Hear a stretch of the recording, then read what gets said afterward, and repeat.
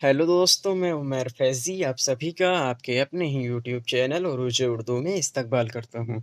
दोस्तों, पिछली क्लास में हम लोग मॉक टेस्ट कर रहे थे और मॉक टेस्ट आपका कंप्लीट नहीं हुआ था, तो उसी क्लास की आज ये पार्ट 2 होने वाली है। यानी इसमें भी हम तदरीस ज़बान के उसूल को ही सवालात को ही देखने वाले हैं। जो अभी-अभी नए साथी जुड़े हुए हैं, उनको बता दें कि सीटेट की प्रिपरेशन यहाँ पर कंप्लीटली फ्री चल रही है, चाहे आप हिंदी की करना चाहें, चाहे आप उर्दू की करना चाहें। सभी प्रिपरेशन, सभी तैयारी आप यहाँ पर नोट्स के साथ बिल्कुल फ्री कर सकते हैं। आज ये कल मॉक टेस्ट लगाया गया था और कल वाले मॉक टेस्ट में कंप्लीट मारूजी सवालात नहीं हो पाए थे, तो आज उसी का पार्ट 2 होने वाला है। अगर अभी तक आपने चैनल को सब्सक्राइब नहीं किया है, तो कर लीजिए। सीटेट की प्रिपरेशन करने के लिए हमसे जुड़े रहिए। चलिए आज की क्लास को शुरू करते हैं।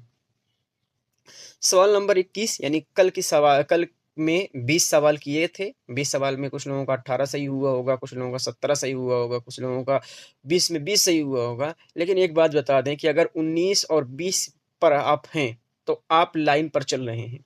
अगर आपका 18 सही हुआ है, 17 सही हुआ है, 16 सही हुआ है, तो फिर जितना आपका कम सही हुआ है, उतना जान लीजिए कि आप 1 स्टेप, 2 स्टेप, 3 स्टेप, 1 कदम, 2 कदम, 3 कदम पीछे चल रहे हैं बाकी बच्चों से।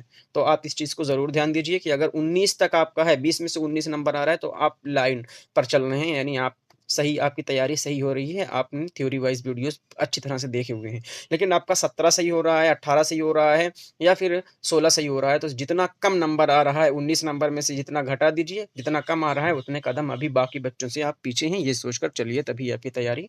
ये आज की क्लास को देखते हैं। 21वें सवाल में क्या बताया गया है। उस्ताद अपनी क्लास को 4 के ग्रुप में तक़सीम करता है। यानी एक क्लास है, क्लास में 50 बच्चे हैं, तो ऐसे 25-25, 25 इधर, 25 इधर, 25 इधर और 25 इधर, ऐसे तक़सीम कर देता है 4 के ग्रुप में। और काफ़ी गौर व फ़िक्र के बाद बहसो-मुबाहिसा के ज़रिए फ़ितरी मनाज़िर, इमारतों और इफ़राद पर ख़याल यकजा करने और उन पर मुख़्तसर रिपोर्ट लिखने के लिए कहता है। जो शायद ये कल की वीडियो में हुआ था ये क्वेश्चन, राइट? मतलब बच्चों को कहते हैं ना कि आप लोग 4 के ग्रुप बाँट लीजिए, आपके समाज में आपकी जो भी चीज़ें आपको अच्छी लग रही हों, इमारत हैं, मंज़र हैं, जितने अफ़राद हैं, सभी पर ख़याल एकजा कीजिए और उन पर मुख़्तसर रिपोर्ट दीजिए। तो इस अमल को आप क्या कहेंगे? ठीक है?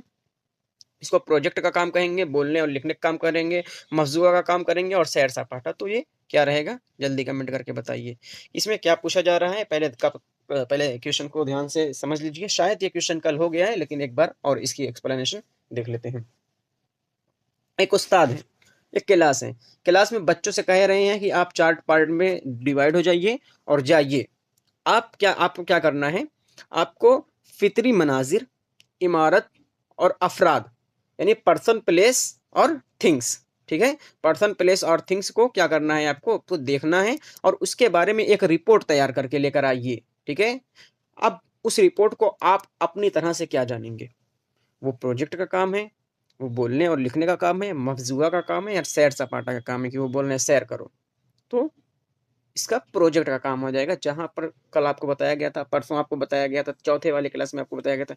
सभी क्लासेस में बताया जाता है कि जहाँ पर ग्रुप का काम आ जा रहा है, वहाँ आप प्रोजेक्ट मेथड तुरंत लेकर आएँगे, ठीक है? कुछ भी आँख बंद करके प्रोजेक्ट लगाइए, जहाँ ग्रुप का काम लेकर जा रहा है, 4 बच्चों में तक़सीम किया जा रहा है, 1 से ज़्यादा बच्चे, मतलब जहाँ ग्रुप आ जा रहा है आप एक ग्रुप बच्चों को डिवाइड किया जा रहा है, तक़सीम किया जा रहा है, बाँटा जा रहा है, आप तुरंत जान जाइए ये प्रोजेक्ट, कुछ भी रहेगा प्रोजेक्ट रहेगा, ठीक है? तो आप प्रोजेक्ट पर जा सकते हैं। आंसर नंबर ए आपका बिल्कुल सही है। क्वेश्चन नंबर 2 देखते हैं, क्वेश्चन नंबर 22 देखते हैं। मानी को वाज़े करने के लिए बेहतरीन तरीका है। मानी, कुछ चीज़ की मानी आप वाज़े करना चाहते हैं बच्चों पर, तो आप किस तरीके से आप उसका इस्तेमाल करेंगे या किस तरीके से बच्चों को अपनी मानी को समझाएँगे? लफ्ज़ों को तौज़ीह कर देकर, यानी लफ्ज़ों की वज़ाहत करके, लुगात से देखकर, जो आपके पास डिक्शनरी है उससे देखकर, या फिर तलबा को पूरा मौका फ़राहम करें कि वो जुमलों में इस्तेमाल करके मानी बनाएँ। क्या आप ये करेंगे? या फिर आप ये कहेंगे कि लफ्ज़ों को तौज़ीह के लिए उसका इस्तेमाल करें, यानी लफ्ज़ों की तौज़ीह के लिए इसका इस्तेमाल करें, लफ्ज़ों की वज़ाहत के लिए इसका इस्तेमाल करें। आप क्या कहना चाहते हैं इस पर? कल आपको बताया गया था कि कोई भी क्वेश्चन हो, ठीक है? कोई भी क्वेश्चन हो आप अपने ऊपर ले लीजिए। जैसे फ़िलहाल मैं एक बच्चा हूँ, मुझे टीचर किस तरीके से समझाएँगे, ठीक है? मैं एक बच्चा हूँ, ये मैं बच्चा हूँ, अब मुझे टीचर किस तरीके से समझाएँगे? अगर मुझे किस तरीके से समझ में आएगा? क्या मुझे मानी समझाने के लिए लफ्ज़ों को बताएँ मुझे तब समझ में आएगा? लुगत से देखकर बताएँ तब समझ में आएगा? तलबा को पूरा मौका फ़राहम करें कि वो जुमलों में इस्तेमाल करके मानी को बताएँ, कि वो सोचें, थिंकिंग लगाएँ, सोच कर बताएँ। तब बताएँ या फिर लफ्ज़ों को तौज़ीह के लिए इसका इस्तेमाल करें। तो ऑप्शन नंबर इसका क्या सही हो जाएगा? ऑप्शन नंबर लफ्ज़ों को तौज़ीह करना बिल्कुल गलत हो जाएगा। लुगत से लुगत-वुगत नहीं लेकर आना है, बिल्कुल गलत हो जाएगा। लफ्ज़ों की तौज़ीह के लिए इसका इस्तेमाल नहीं करना है, आपको बेहतरीन तरीका बताना है, तो तलबा को पूरा मौका फ़राहम करना, जहाँ मौका की बात आ जाएगी, जहाँ बच्चे एक्टिव हो जाएँगे, जहाँ बच्चों से काम लिया जाएगा, वही ऑप्शन आपका उसी को रेफ़र करना है आपको, वही ऑप्शन की तरफ पहले जाना है, ठीक है? लुगत से देखकर बिल्कुल नहीं है, कल आपको बताया गया था कि ऐसा काम नहीं करना है कि छिपे हुए पेपर लाकर दे दो बच्चों को, ये सब चीज़ें बिल्कुल नहीं चलने वाली, ठीक है? तो तलबा को पूरा मौका हम फराहम करें, उसको सोचने का मौका दें, उसको विचार करने का मौका दें और फिर वो जुमलों में इस्तेमाल करके मानी बनाएँ, ठीक है? मानी उसको बनाएँगे वो तलबा। मानी को वाज़ेह करने के लिए बेहतरीन तरीका ये है कि तलबा को पूरा मौका फराहम करें, वो जुमलों में इस्तेमाल करके मानी बनाएँ, ठीक है? आंसर नंबर आपका ये सही हो जाएगा। ये 2021 के दिसंबर का पेपर है। क्या क्वेश्चन है ये वाला जो 2021 के दिसंबर का क्वेश्चन। आगे देखते हैं। उस्ताद आमोज़गारों की तहरीर और तकरीर की सारी मुश्तरका गलतियों को यकजा करता है। यानी बच्चों ने जिस भी तरीके से सीखने में या पढ़ने में या बोलने में कुछ भी गलती की है, उसको क्या करते हैं उस्ताद उसको इकट्ठा करते हैं, यानी अपने दिमाग में बैठा लेते हैं कि इन्होंने क्या-क्या गलतियाँ की हैं। बाद में अपने क्लास में बगैर किसी का नाम लिए हुए सारी गलतियों पर बहस करते हैं। यह इस तरह वो क्या कर रहा है? ताउनी तदरीस कर रहा है, मवाद अंदाज़े कद्र सरगर्मी है, फीडबैक है या गलतियों का तजुर्बा है? जल्दी सोचिए। क्वेश्चन में क्या पूछा जा रहा है? एक उस्ताद है, ठीक है? आप उस्ताद हैं। बार-बार आपसे बताया जा रहा है कि आप ना अपने आप को ले लीजिए। बस आप ही जो हैं, आप हैं, ठीक है? एक उस्ताद है, आप एक आप हैं यहाँ पर, ऐसे आप हैं, ये आप हैं, आपके बच्चे हैं ये आपके बच्चे हैं। अब आप बच्चों को आप बच्चों के सारी चीज़ों को जान गए हैं, बच्चे कहाँ गलती कर रहे हैं, सब आपके दिमाग में बस गया है। सब आपके दिमाग में सोच रहे हैं कि हाँ, हाँ, मैं जान गया हूँ किस तरीके से बच्चे बच्चे कहाँ गलतियाँ कर रहे हैं, सब मुझे पता चल गया है, ठीक है? आप ऐसा सोच रहे हैं, ठीक है? आपको सब पता चल गया है। अब इनको सुधारने के लिए आप इस पर बहस कर रहे हैं। बहस करने का मतलब ये है कि आप क्लास में फिर अब बताना शुरू कर दिए कि देखिए ऐसे नहीं ऐसे मतलब सीखने में ऐसे नहीं ऐसे किया जाता है, ये काम किया जाता है, वो काम किया जाता है। इस तरीके से जो भी इन्होंने गलतियाँ की, ए इसने एक गलती की, इसने एक गलती की, इसने एक गलती की, इसने एक गलती थी, इसने और इसने सबने मिलकर जो गलतियाँ की हैं, आप उसको क्या कर रहे हैं, आप उसको दिमाग में लिए हुए हैं और सब गलतियों को एक-एक करके सही करवा रहे हैं कि देखिए अगर आप ऐसे सीखेंगे, चिल्लाएँगे, तो फिर चिल्लाकर आप नहीं सीख पाएँगे और आप इम्ला गलत लिखेंगे, तो फिर मतलब आप हर तरह से हर चीज़ उसको समझा रहे हैं, जितनी भी गलतियाँ उन्होंने की आप अपने दिमाग में बैठाए हुए हैं और उसके बाद उसको समझा रहे हैं। तो फिर इसको आप क्या कहेंगे? ताउनी तदरीस कहेंगे या फिर माबाद अंदाज़ाए कद्र सरगर्मी कहेंगे या फीडबैक कहेंगे या फिर गलतियों का तजर्बा कहेंगे? तो फिर ये आंसर नंबर सी आपका सही हो जाएगा। कैसे सही होगा? आप सबको जान गए, इसको जान गए, इसको जान गए, इसको जान गए, इसको जान गए, इसको जान गए, है ना? सबको जान गए हैं आप, ठीक है? अब उसको सही करने के लिए उसको कुछ वसीला भी दिखाएँगे, किस तरीके से सही हो जाएगा, कुछ रास्ता भी उसको दिखाएँगे। तो फिर ये क्या हो जाएगा, आपका फीडबैक दे रहे हैं कि आइंदा से अब ऐसी ना हो। आप जितना सीखे हुए हैं, जैसे आप हमको फीडबैक ज़रूर दीजिएगा कि आपको क्लास कैसे लगी, ठीक है? इससे क्या होगा, आपने जो गलतियाँ देखी होंगी या जो कहीं आपको डाउट रहा होगा तो आप ज़रूर पूछ सकते हैं, है ना? तो फिर ये क्या हो जाएगा, ये हमारे लिए फीडबैक रहेगा। आप हमको हमारी कमियाँ या हमारी अच्छाइयाँ बता रहे हैं, ठीक है? तब फिर क्या हो जाएगा, इससे हम अपने आप को और बेहतर कर पाएँगे, है ना? अगर आपने कह दिया कि ये जो आप लिख रहे हैं, थोड़ा रंगीन लिख दीजिए, जैसे इसको ये रंगीन लिखा हुआ है, तो अगली बार से आपका ये भी रंगीन रहेगा, है ना? डैश भी रंगीन रहेगा। तो फिर ये क्या है, ये और अच्छा बना रहा है फीडबैक जब बच्चों को उसकी कमियों को उनका नाम लिए बगैर बताएँगे, ठीक है? नाम लिए बगैर नाम ले जाओ नाम ले लेंगे तो सब बाकी बच्चे उसकी मज़ा लेने लगेंगे, ठीक है? तो नाम नहीं लेना है। नाम लिए बगैर अगर हम उनको उन पर बहस कर रहे हैं, तो हम उसको फीडबैक दे रहे हैं। ये आपको थ्योरी में बताया गया था फीडबैक वाले में। और फिर क्या है ऊपर देख ले ताउनी तदरीस यानी ये बिल्कुल नहीं है समाजी शिक्षा ये नहीं है बिल्कुल और माँ बाद अंदाज़ा कद्र, ये तो होमवर्क में आ जाता है, जैसे आप पढ़ा लिए हैं, उसके बाद कोई काम दे रहे हैं बच्चों को, या उसके बाद वाला जो काम रहता है वो माँ बाद अंदाज़ा कद्र रहता है, उसके मूल्यांकन किस तरह से कर रहे हैं, तो फिर वो क्या हो जाएगा, वो पढ़ाई के बाद का हो जाएगा। फीडबैक यही है, गलतियों का तजुर्बा ये बिल्कुल नहीं है, गलतियों का तजुर्बा नहीं होना चाहिए, और फीडबैक ही आपका ऑप्शन नंबर सी बिल्कुल साफ सुथरा आंसर दिख रहा है। ठीक है, सवाल नंबर 24 देख लेते हैं। जबान सीखने के अमल में चंद सरगर्मियां शामिल होती हैं, आप इस बयान की ताईद में कौन सा बयान पेश करेंगे? ऑप्शन पढ़िए और बताइए।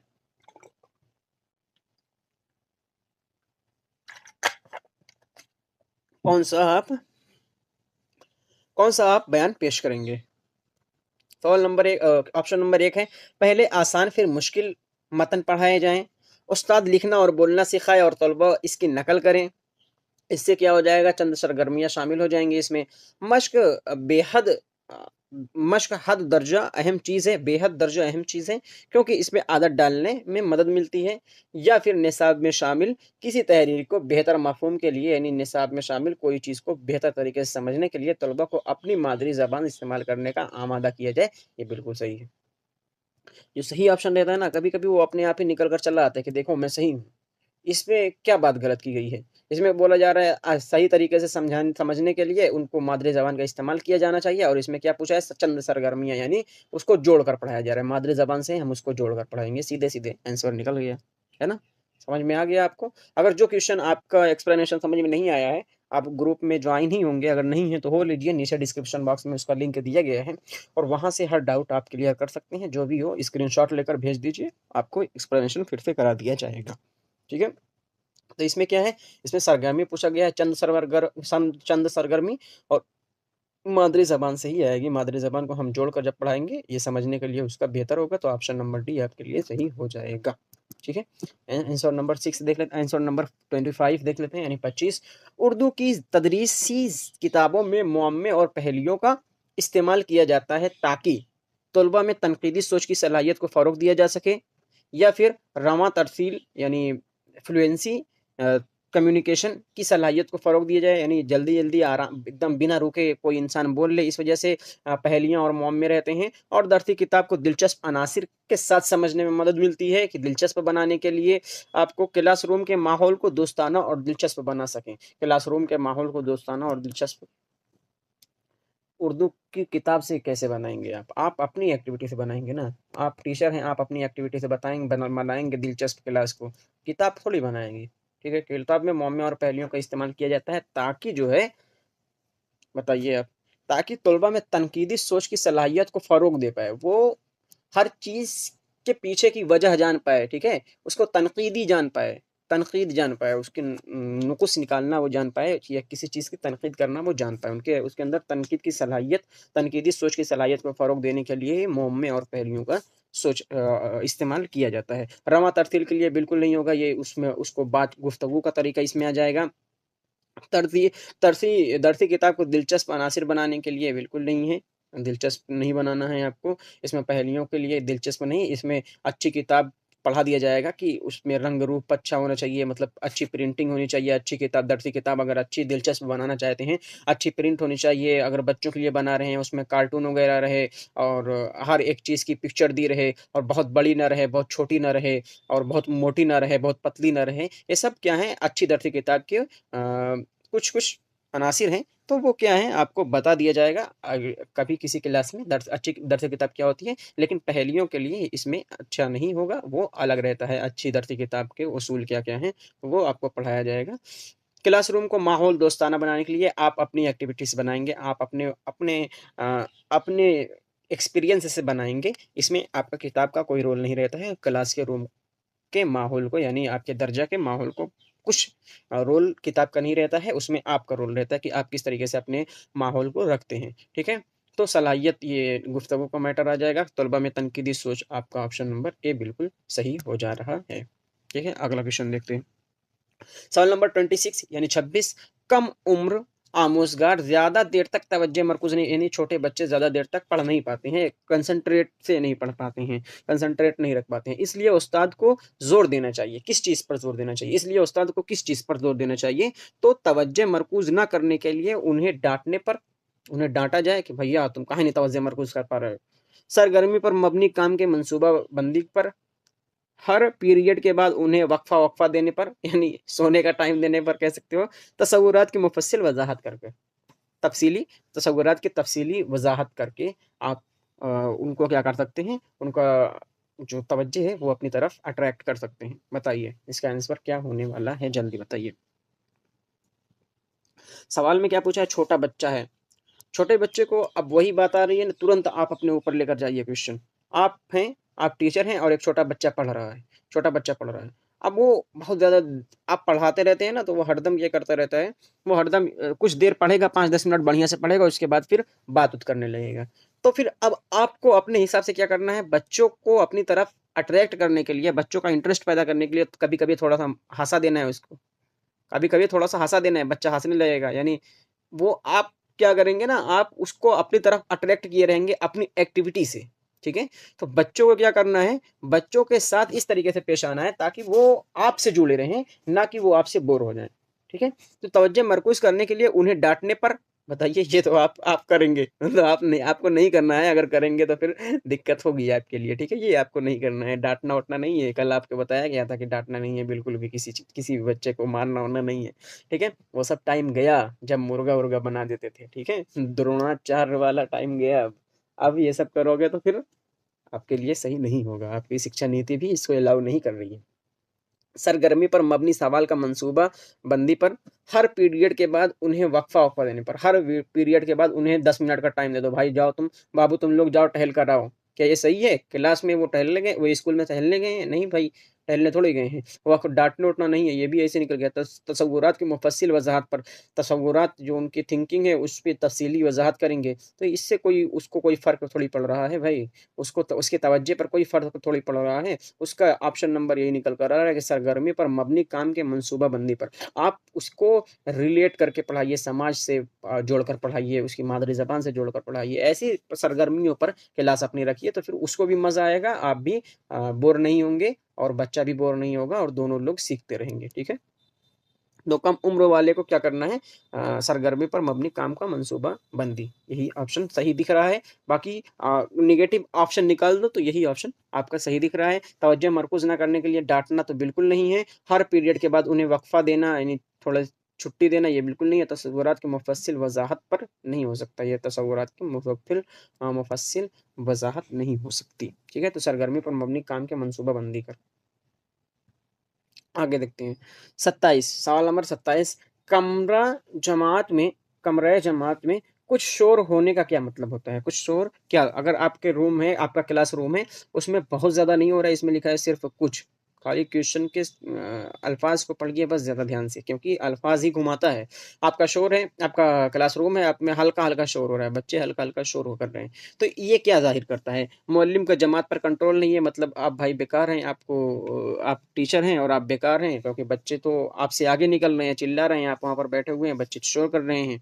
मुअल्लिम की नाकामी है, यानी आप बेकार हैं, कोई नाकामी है ये आपकी, अचीवमेंट नहीं है ये आपका। और ज़बान की आमोज़िश में मसरूफ़ तलबा के साथ तामीरी सरगर्मियाँ, यानी बच्चे कुछ सीख रहे हैं और उसमें मसरूफ़ हैं और थोड़ा बहुत सरगर्मियाँ, यानी बातचीत कर रहे हैं थोड़ा बहुत, है ना? और फिर क्या है, दिया गया है तलबा के ज़रिए नज़्म व नस्क़ के मुखालिफत, ये कहाँ से आ गया?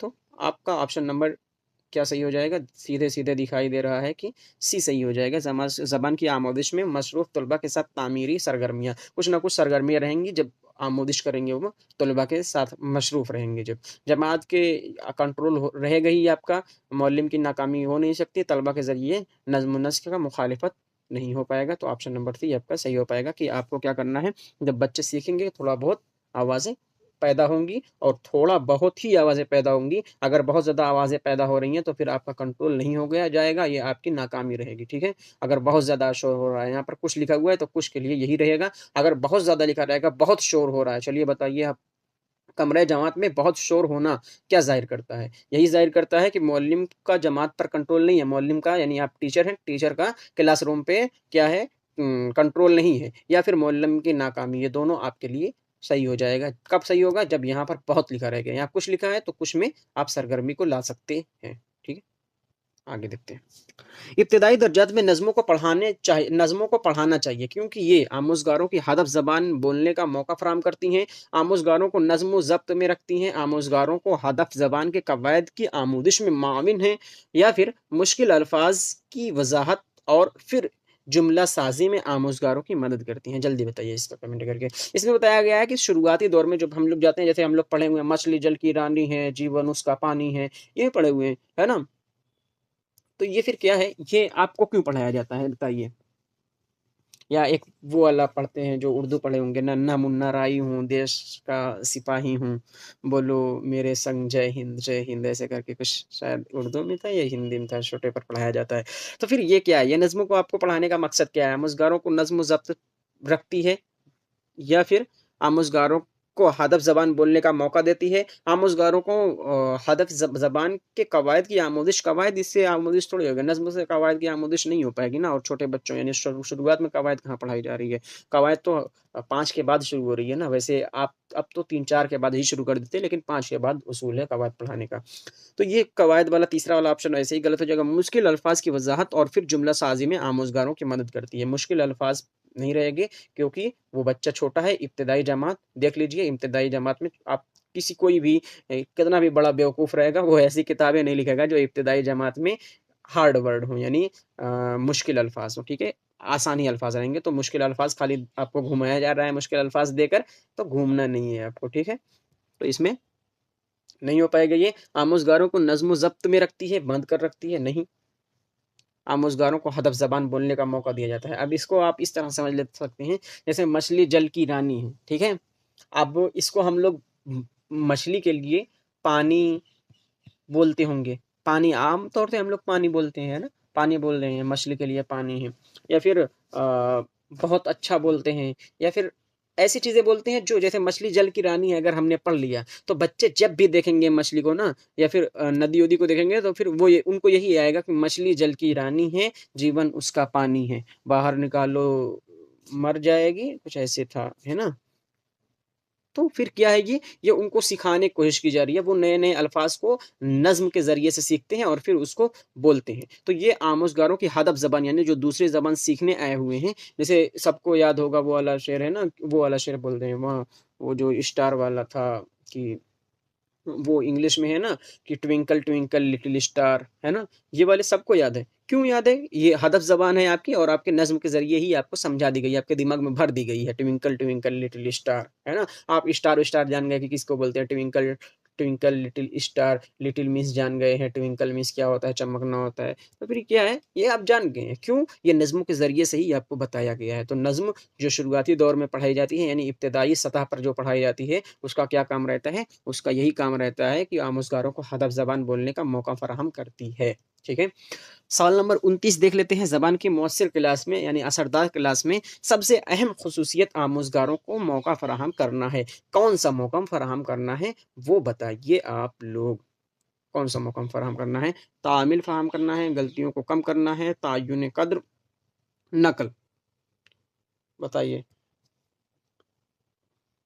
ज़बान की मौसर क्लास में सबसे अहम ख़ुसूसियत आमोज़गार को तामील का मौका यानी एक दूसरे से अंतःक्रिया करने का मौका फ़राहम करना है या गलतियों का मौका फ़राहम करना है या फिर तायीन क़द्र का नकल करने का। नकल करने का होगा नहीं, तायीन क़द्र है नहीं और गलतियों का कम करना का मौका ये कोई मौका नहीं होता, तामील का मौका फ़राहम करना है। ऑप्शन नंबर ए आपके लिए सही हो जाएगा। जिन्होंने थ्योरी पढ़ी हुई है, वो जान रहे हैं कि वाइगॉस्की वाले में क्या है और ये वाइगॉस्की से ही क्वेश्चन उठाया गया है। ठीक है?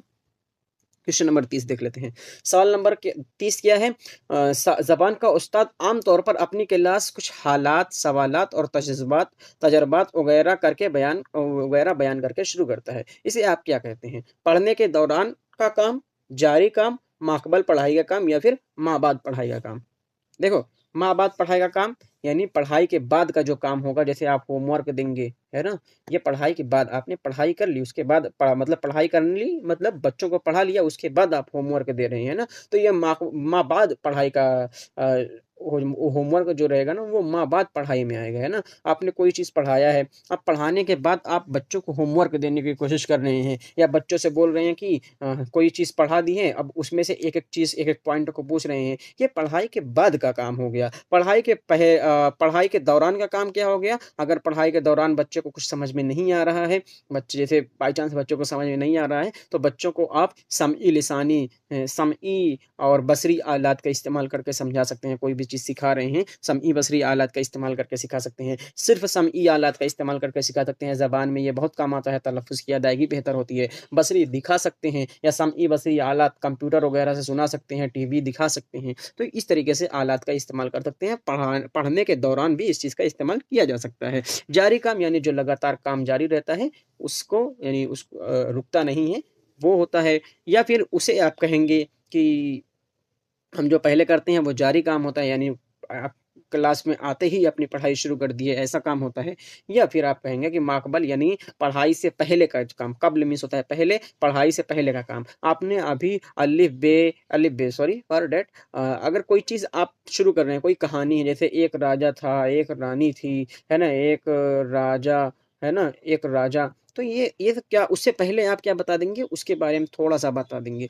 जैसे आप ये हिंदुस्तान के बारे में पढ़ाना चाहते हैं या दिल्ली के बारे में पढ़ाना चाहते हैं, दिल्ली के लाल किले के बारे में पढ़ाना चाहते हैं, तो थोड़ा-सा लाल किला किसने बनवाया है या कुतुब मीनार के बारे में पढ़ाना चाहते हैं, तो कुतुबुद्दीन ऐबक ने उसको पढ़ाया है। या आगरा के बारे में बताना चाहते हैं, दिल्ली का आगरा, ताजमहल के आगरा के बारे में बताना चाहते हैं, तो इसको आप बताएँगे कि शाहजहाँ ने क्यों बनवाया था, किसकी याद में बनवाया था, है ना?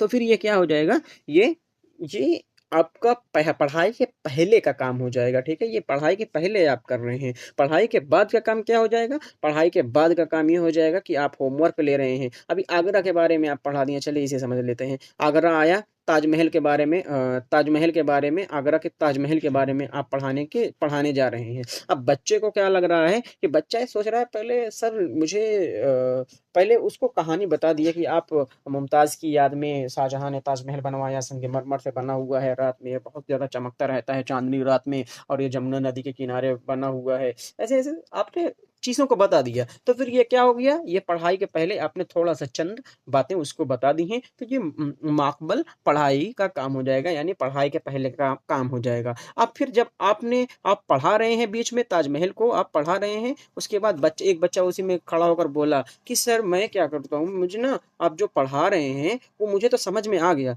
लेकिन मैं देखना चाहता हूँ आपको। तो फिर आप तुरंत क्या करेंगे, पढ़ने के दौरान का काम क्या करेंगे, बसरी आलात का इस्तेमाल करेंगे, बसरी आलात यानी देखने की आलात का। आपके पास कोई फ़ोटो है, आप दिखा सकते हैं, या समई बसरी आलात का इस्तेमाल कर सकते हैं, यानी मोबाइल में चलाकर बढ़िया से उसको दिखा सकते हैं, उसमें से आवाज़ आएगी या जो भी रहेगा, तो उसको दिखाया जा सकता है। समई बसरी आलात का भी, मोबाइल का भी इस्तेमाल किया जा सकता है। अगर आपके पास कोई ताजमहल का फ़ोटो हो, तो उसको, यानी फ़ोटो आपके पास जो ऑफ़लाइन फ़ोटो है, यानी निकाला हुआ फ़ोटो है, चित्र है कोई आपके पास ताजमहल का, आप उसको दिखा सकते हैं। तो ये पढ़ाई के दौरान का काम हो गया, और जारी काम लगातार आपका कंटिन्यू चल रहा है, और जब आप पढ़ा लिए हैं, जब आपने पूरी पढ़ाई कंप्लीट कर ली है ताजमहल के ऊपर, तब आप ट्यूशन करेंगे कि बच्चों ये बताओ कि ताजमहल किसने बनवाया?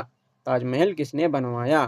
तो बच्चे बोलेंगे शाहजहाँ ने। ताजमहल किसकी याद में बनवाया? आप बोलेंगे मुमताज़ की, है ना? तो फिर ये क्या हो जाएगा, यही हो गया पढ़ाई के बाद का काम। पढ़ाई से पहले का काम, हमने जो कहानी बताई, ताजमहल को शाहजहाँ ने बनवाया वगैरह-वगैरह, तो ये क्या हो जाएगा, ये हमारे पढ़ाई के पहले का काम हो जाएगा। पढ़ाई के बाद का काम, या हम होमवर्क देंगे या उनसे क्वेश्चन करेंगे, एमसीक्यू करेंगे, वो सब क्या हो जाएगा, पढ़ाई के बाद का काम हो जाएगा। पढ़ाई के दौरान किसी को कुछ समझ में नहीं आ रहा है, आप समई बसरी आलात का इस्तेमाल कर सकते हैं, और पढ़ाई के दौरान का काम है। और ये जो पूरा प्रोसेस चल रहा है, ये आपका बिल में जारी काम रहता है, आप इसको जारी काम कह सकते हैं। तो इसमें क्या पूछा गया है, ज़बान का उस्ताद आम तौर पर अपनी क्लास कुछ हालात, सवालात और तजर्बात वगैरह कर बयान करके शुरू करता है, तो आप इसे क्या कहते हैं, है ना? तो आप इसको माकबल पढ़ाई का काम कहेंगे। उम्मीद है आपको समझ में आ गया होगा।